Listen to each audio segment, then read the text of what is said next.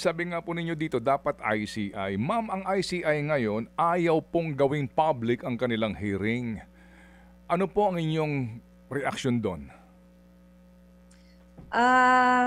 Siguro may mga hearing na kailangan ay naiintindihan ko yung confidentiality dahil baka yung ibang witness ay hindi mag-reveal ng necessary information kung napaka-public, pero hindi pwedeng napaka-confidential ng lahat ng hearing, no?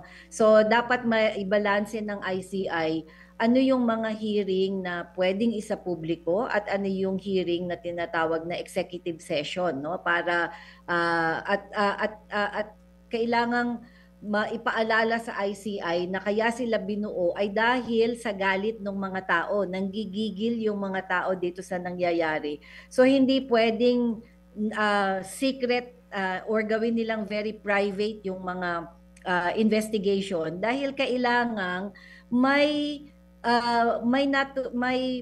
development, no? May development sa mga information at narrative na nakukuha yung mga tao. Kung hindi, yung galit ay hindi, magkekresendo yung galit tataas ng tataas hanggat hindi nila nakikita na may ginagawang tama, no?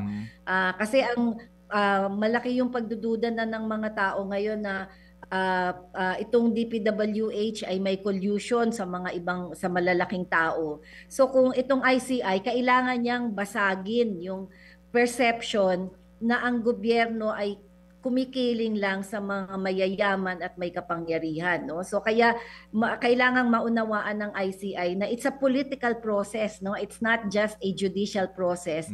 It's not just an investigation, but it's also a political process.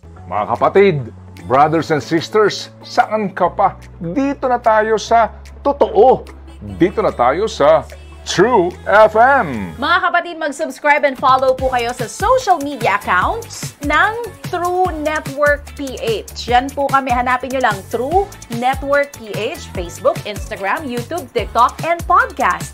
Mapa Apple or Spotify man yan, mahahanap nyo kami. Lahat ng mga napapanood at napapakinggan nyo po sa programa, nasa social media accounts namin yan. So paano mga kapatid? See you sa social media!